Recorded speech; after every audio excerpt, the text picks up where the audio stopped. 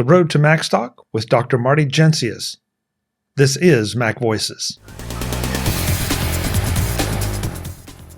Today's MacVoices is supported by Kolide. Kolide ensures only secure devices can access your cloud apps. It's zero trust, tailor-made for Okta. Book a demo today at kolide.com/MacVoices. Welcome to MacVoices. This is the talk of the Apple community, and I'm Chuck Joyner. Folks, this is another one of our Road to Macstock shows. It's also one of my favorite things to do because I get to have somebody brand new on the show that I've never had before, as well as welcoming a brand new Macstock speaker. I want to introduce you to Marty Jenicus. He is, again, a new Macstock speaker this year and a first-timer on MacVoices. I hope it's not the last, Marty. Good to see you. Thank you so much, Chuck, for inviting me on MacVoices to talk about Macstock and talk a little bit about what I'll be presenting at Macstock to get listeners and viewers excited about Macstock as a whole. That's exactly why we're here. You know, it's such a great weekend of fun and fellowship and learning. And of course, that's Mike's topic this year, learning, which happens every year, no matter what you do. But yeah, so folks, if you aren't registered or want to get more information, it's macstockconferenceandexpo.com, just like the URL says. Go check it out, sign up for what's available, and we'd love to have you join us, whether you're in person or virtual. Marty, though, this is the great thing about the Road to Macstock, because all I know is that you're a speaker. I don't know how you're going to be approaching Mike's topic of learning. What does learning mean to you as far as the Macstock presentation goes? Wow. For me, that's my job. I work as an associate professor of counseling at Kent State University. So for the last 26 years, I have been a professor teaching and learning with students along the way. So the idea that the topic for Macstock is learning fits sort of in my area of interest. I have a weird combination because my area of teaching and learning is counseling, but my area of writing is really in technology application. So the thing that I'm bringing to Macstock this year is to talk a bit about AI, in particular ChatGPT and other types of AI engines, and how it can be used for productivity, but also there are systems you can set up to develop self-learning processes that you can use. So, for example, if there's a skill you want to learn, that's something you can set up through AI to be able to put together a whole learning schedule and resources that you can use to fit each one of those. So my focus will be on that piece as it relates to learning. Wow, that is fascinating because ChatGPT is such a hot topic. Learning is always a great topic. To combine them into this, and this is always the tough part of the Road to Macstock. I want to ask you so many questions and I don't dare because then we'll just end up having the whole presentation done here. Yeah. But I have to ask, when you say set up, I guess, a system, are we talking about like a schedule? Or are we talking about more of a syllabus kind of thing as to if I said to you that I want to use ChatGPT to teach me how to, bake a cake. I mean, do I get something spit out as a syllabus that says, okay, you have to find the flour, then you have to find the sugar, et cetera, or is it something different? What I'm discovering and still learning and what I hope to bring to Macstock is there's a whole series of suggestions about what prompts you use. And the more skills that you have at using these prompts, the better responses you get. But yeah, if you want to learn to bake a cake, in my case, I wanted to learn how to use Final Cut Pro. You can ask the AI engines to create a 10-session, 2-hour for each session schedule on how to learn the basics of Final Cut Pro or how to bake a cake. And then there are additional prompts that you can put in to get things more specified. So you would have the outline, then you could have from that, you could ask the engine to find resources that fit each part of the outline. And you essentially have a personalized learning plan for baking a cake or learning Final Cut Pro.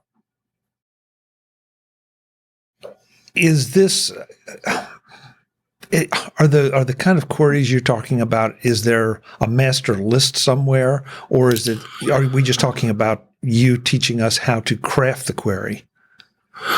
I wish there was a master list. I have put together a lot of resource materials about how to create good prompts for example, ChatGPT. And what I'm hoping to do is put that into a master list that I'll be able to share with you at Macstock, and also have ready for you on a resource that you can go to and get if you'd like to.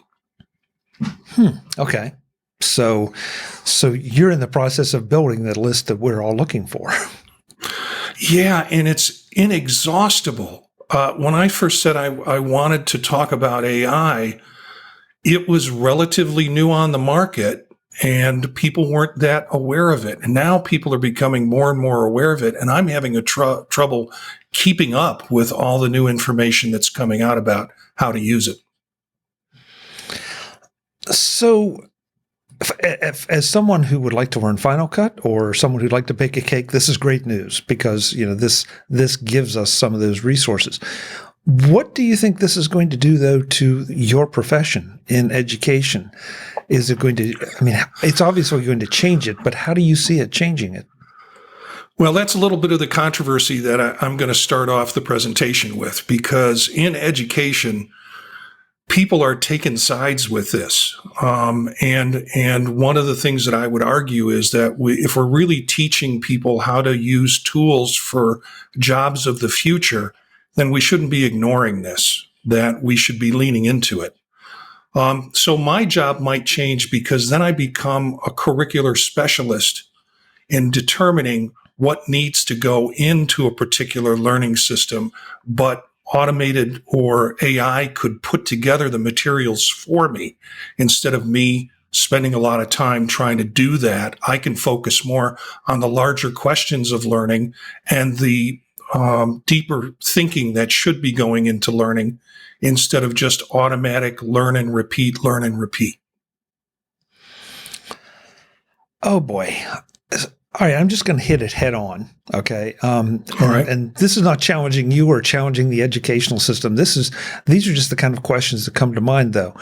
If you say that you've created your course for Final Cut, but let's say that you know nothing about Final Cut, that you're in the business of creating that curriculum, if you will, but you have no way of knowing how to fact check it as to whether it's a good curriculum, a bad curriculum. Do you see that as something that is just an additional responsibility of an educator, or is it coming at education from a different angle, and how educators are going to have to come at things from a different angle?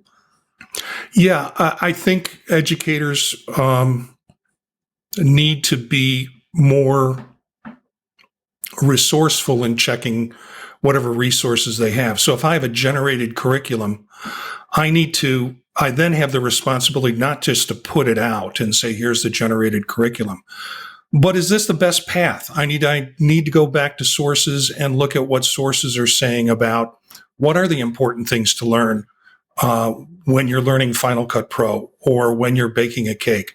So I still have to be in the area of content expertise, but I don't have to do all the nuts and bolts of creating the curriculum. I can move it around. I can pull things out. I can make judgments of what's going to fit within the context of my students or the audience that I'm working for. First of all, it's a great answer. And second, it's kind of what I'm hearing more and more of what I would consider enlightened educators talking about, that it's not, as you said earlier, there's this us and them thing that, this needs to be banned, and, ChatGPT should not ever be, in the educational systems. And I'm sorry, but at the very least, that's not realistic. At worst, it's sticking somebody's head in the sand and just hoping it goes away. Yeah. Yeah. And I think it's often tied to educators' own egos about what they're willing to learn and the ways in which they learn. They still want to use those methods that I might have learned 30, 40 years ago that don't apply necessarily to the students that I'm working with. So we'll take a look at that. And I'll share some stories about that, and we'll look at some of the productivity models that are used for using ChatGPT and other AI systems, and we'll also look at what are the ethical responsibilities if we're going to use these in producing materials. I like that. Hopefully, you'll get some tips too on how to start to do your work. It's such a wide open field because of the changing nature of what we have access to. We had at least one discussion on MacVoices Live about the fact that there's going to be a new profession, at least for the midterm, about learning to craft queries, just like you're talking about. So you can approach ChatGPT as just throwing something in, or just like you had to learn how to craft Google searches.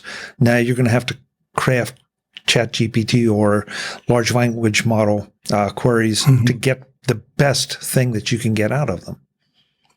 Yeah, and I think that's the scary part for educators. They kind of have to go back to school themselves to be able to learn the tool. Boy, do you find, what kind of resistance are you seeing? And I don't want you to tell any stories here. You're saving them for Macstock, but just across the board, do you find a lot of resistance, or is it pretty well evenly split? You see it come out in the way universities and schools are addressing the permission for using AI bots or chat bots or ChatGPT, for example, language learning models, and what kind of barriers they're putting up. We had this discussion in our own program, and there was a diversity of response to incorporating these types of tools into learning. And I'll talk a little bit about that at MacVoices.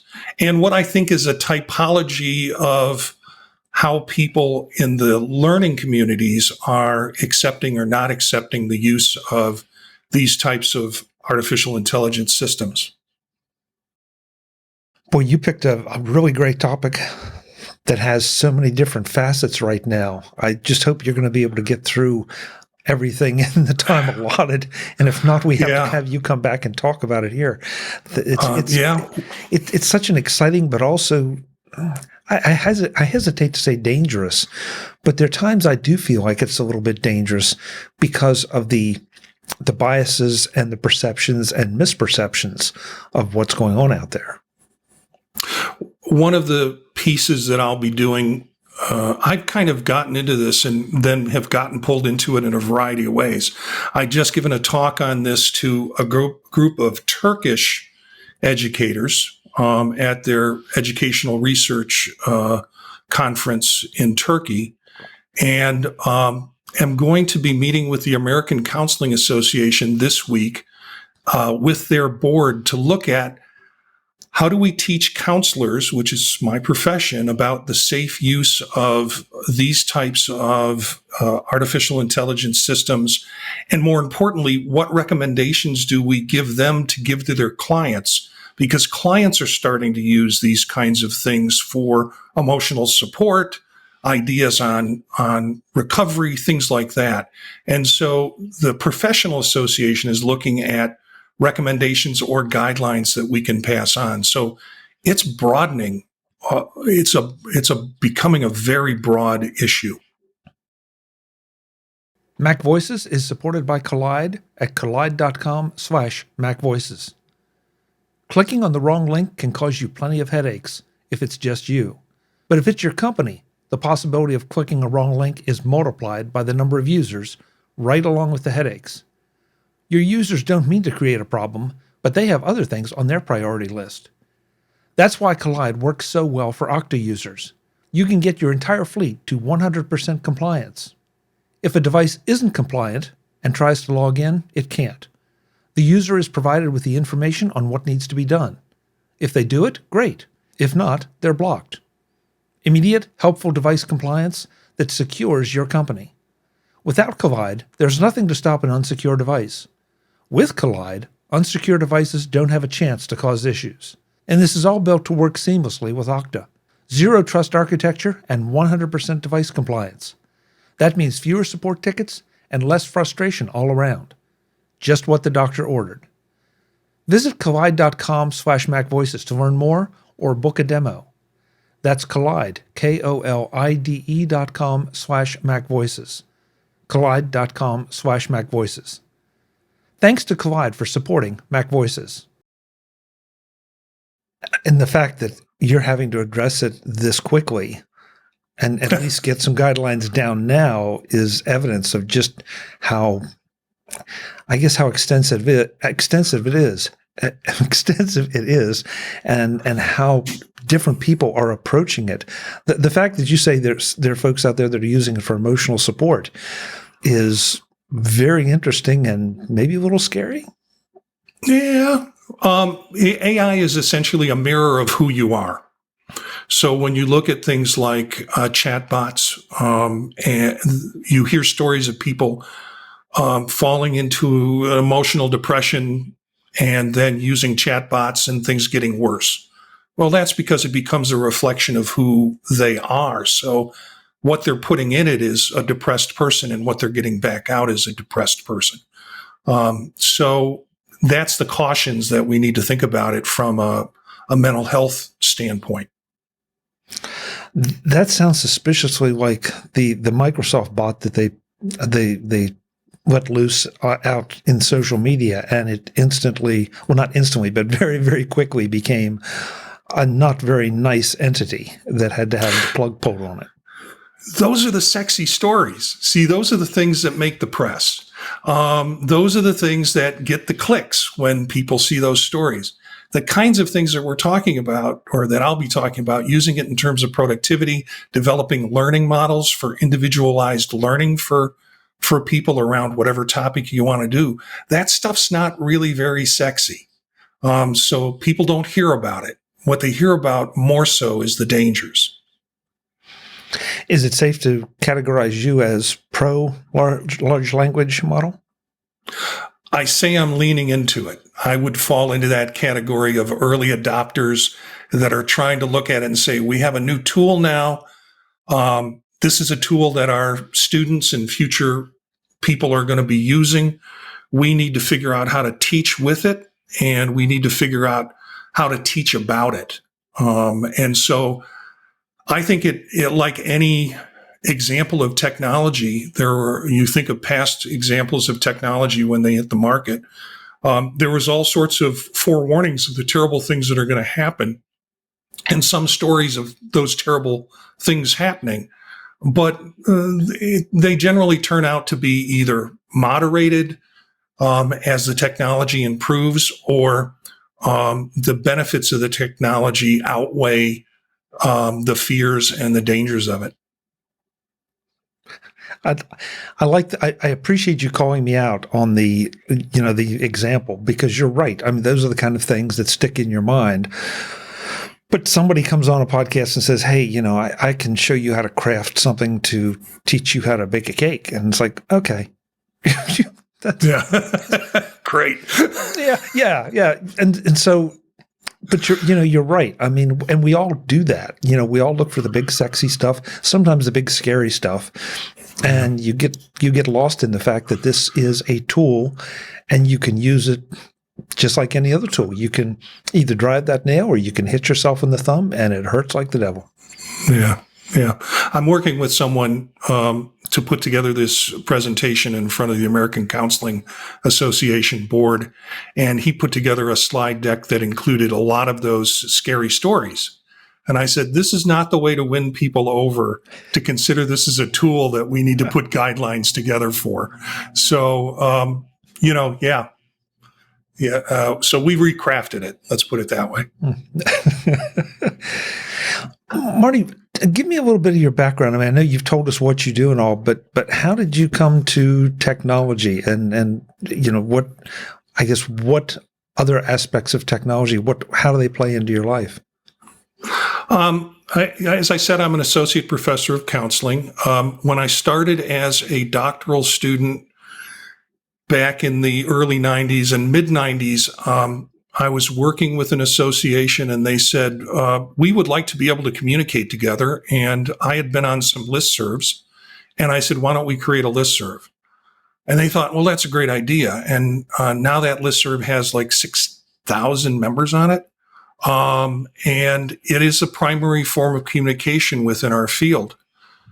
Once I get a little praise for that, then I start to look at newer things that I can do. And that meant introducing websites to the field. It meant introducing podcasts to the field. And so then you're become the go-to guy around technology. And that's sort of been my reputation in my professional field. I enjoy it. I'm a hobbyist, but I think I'm a little bit more than a hobbyist because I'm doing some media production and things with it. Currently have done different podcasts, currently working on one called Circular Firing Squad that is about counseling and life questions. It's patterned after Clockwise, if tech folks are familiar with that.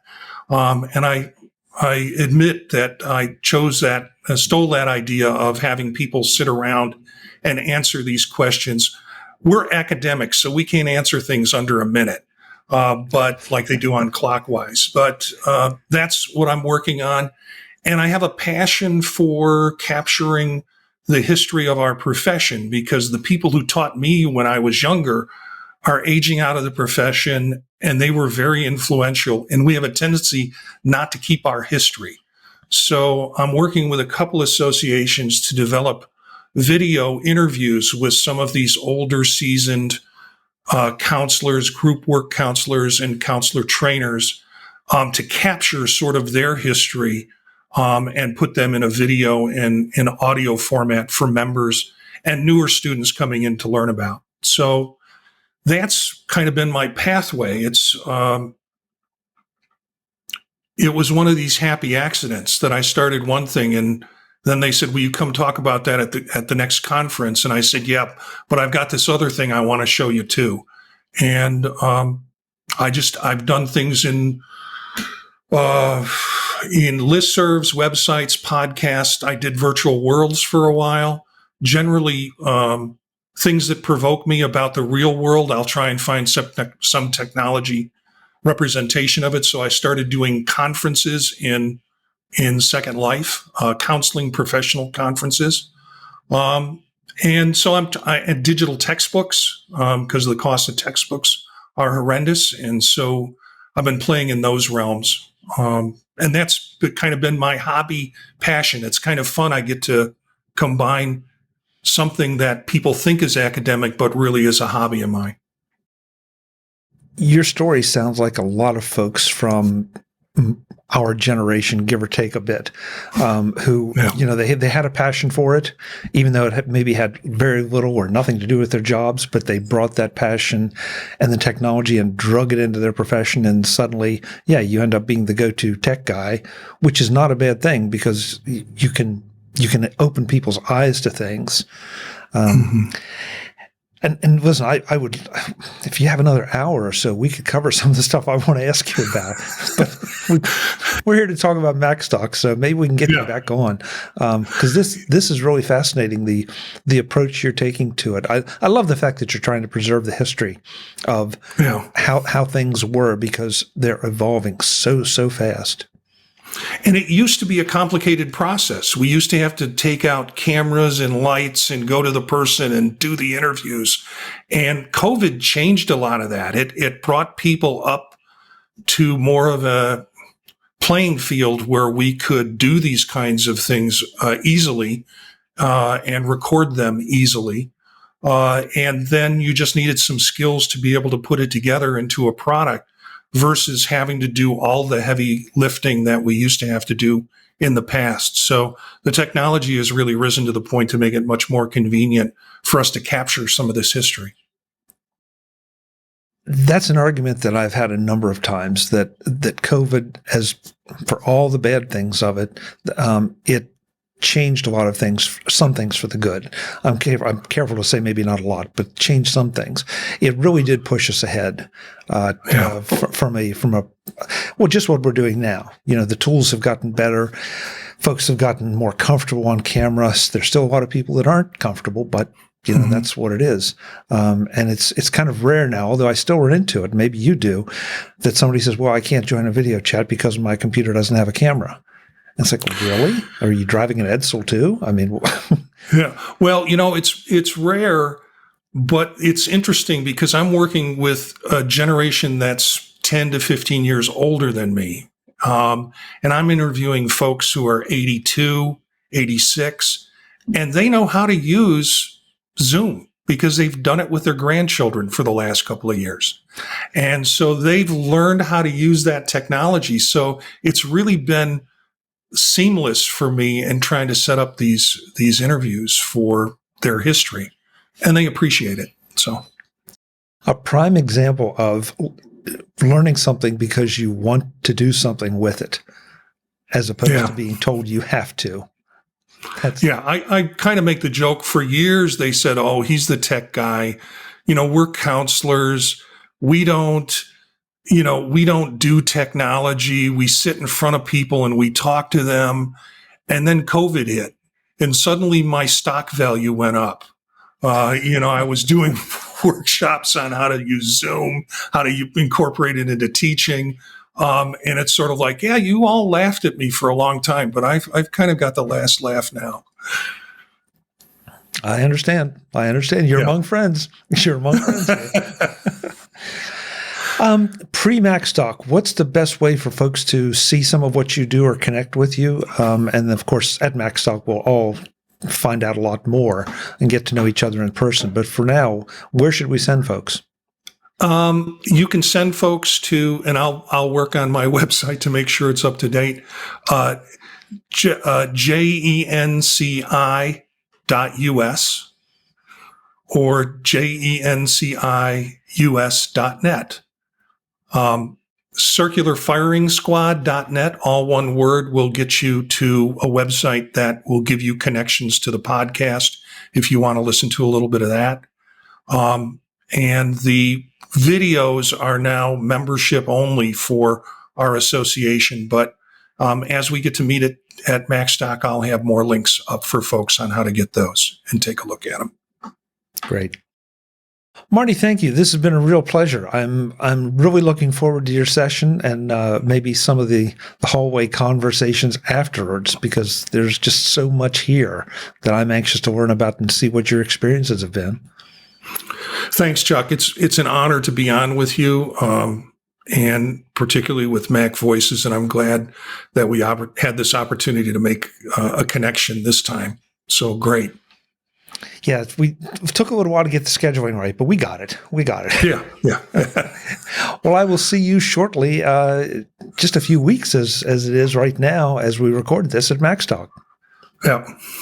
Okay. Folks, I'm Chuck Joyner. This is MacVoices. Again, MacstockConferenceandExpo.com is where you want to go to find out everything about the speakers, what they're going to be talking about.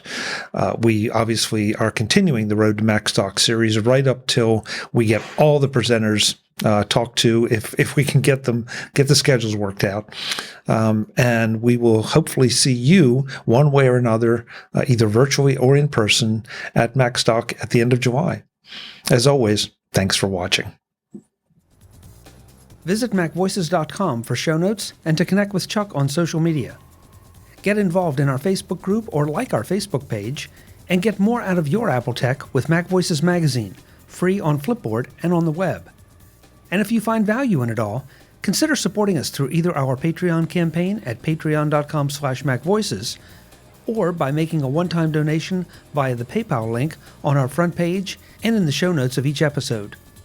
You will join these fine people who help bring you MacVoices.